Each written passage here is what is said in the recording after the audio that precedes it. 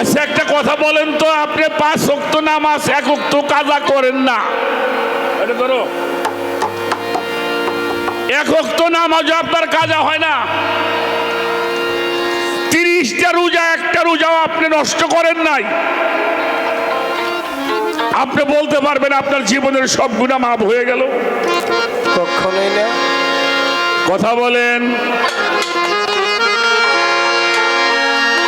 লক্ষ লক্ষ টাকা খরচ করে বাইতুল্লাহ শরীফে গেলেন হজ করার জন্য, আল্লাহর ঘর হজ করে আসলেন, কাবা তওয়াফ করেছেন, হজরে আসওয়াদ চুম্বন করেছেন, মাকামে ইব্রাহিমের মধ্যে আপনি নামাজ আদায় করেছেন।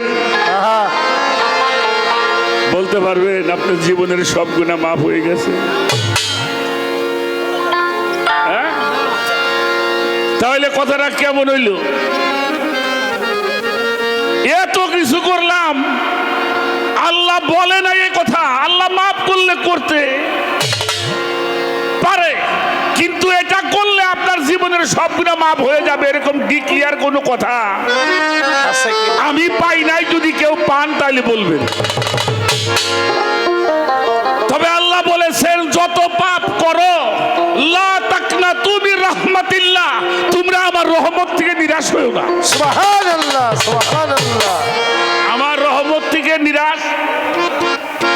এই রহমত কোথায়? এই রহমত কার কাছে?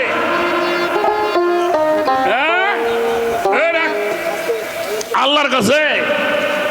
আল্লাহর কাছে নাই, আল্লাহ একজনকে দিয়ে দিছে। কথা কয় না কেন? ওমা আরসালনাকা ইল্লা রাহমাতাল লিল আলামিন।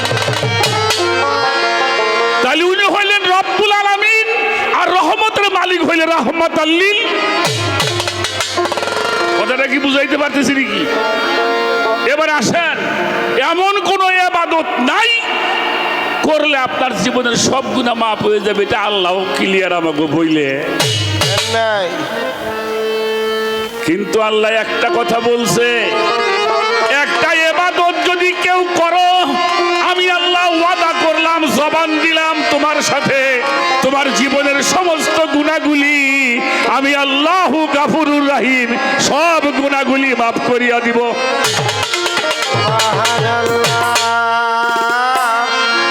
একটা ইবাদত যদি করো তাহলে আমি আল্লাহ ওয়াদা করলাম, মানে কথা দিলাম, জবান দিলাম, কি তোমার জীবনের সমস্ত গুনাহগুলি আমি আল্লাহ মাফ করে দেব।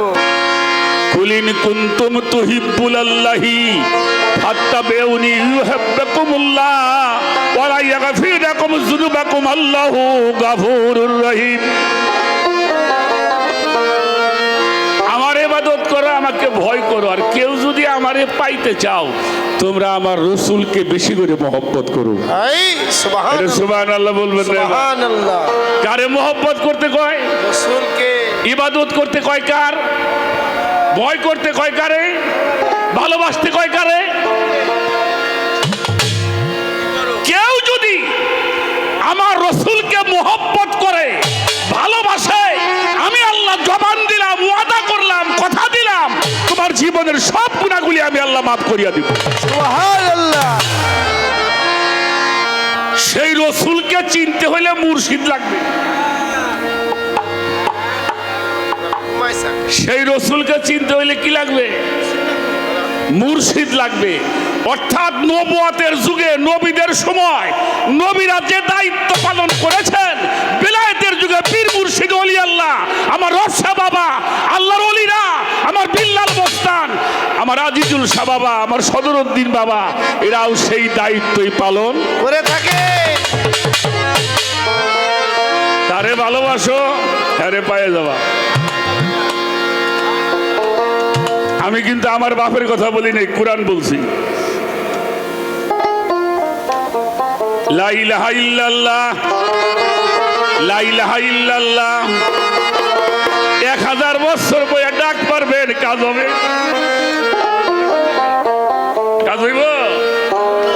যতক্ষণ পর্যন্ত ওই নামের সাথে যোগ না হবে মুহাম্মাদুর রাসূলুল্লাহ।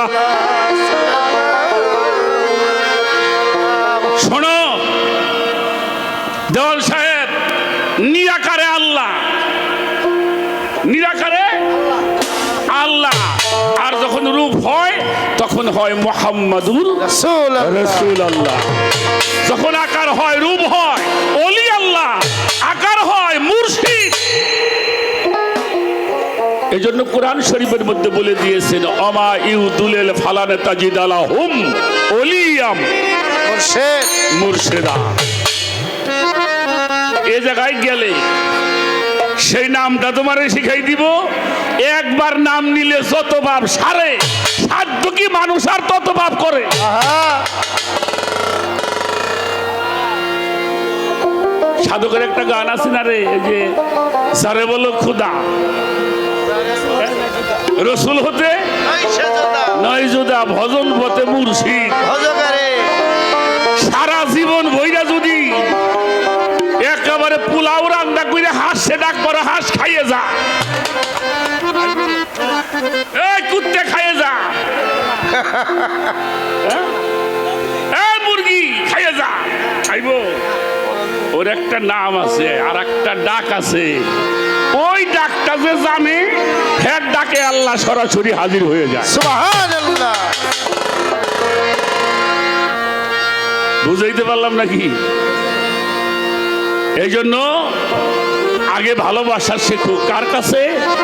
যার মধ্যে আল্লাহ প্রতিষ্ঠিত হয়েছে, যার কাছে আল্লাহ ধরা পড়ছে, যিনি আল্লাহর রঙে রঞ্জিত। সিবগাতাল্লাহি মান আহসানু মিনাল্লাহি সিবগাতাও, আমার রঙে রঞ্জিত হও।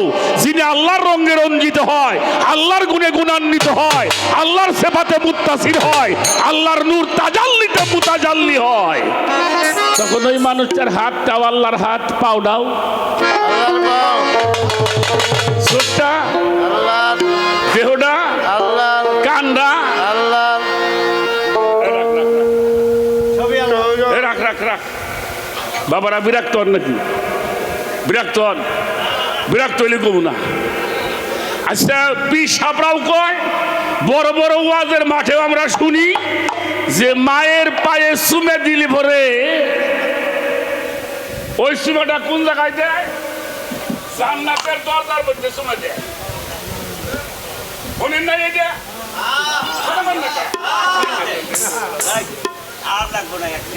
আচ্ছা আচ্ছা, মায়ের পায়ে যদি চুমা দিলে জান্নাতের মধ্যে চুমে দেওয়া হয়, তাহলে আল্লাহর রঙে রঞ্জিত, আল্লাহর গুণে গুণান্বিত, আল্লাহর সেবাতে মুত্তাসির, আল্লাহর গুণে যিনি গুণান্বিত হয়, হের পায়ের মধ্যে চুমে দিলে আল্লাহর পায়ে চুমে দেওয়া হয় না? হাই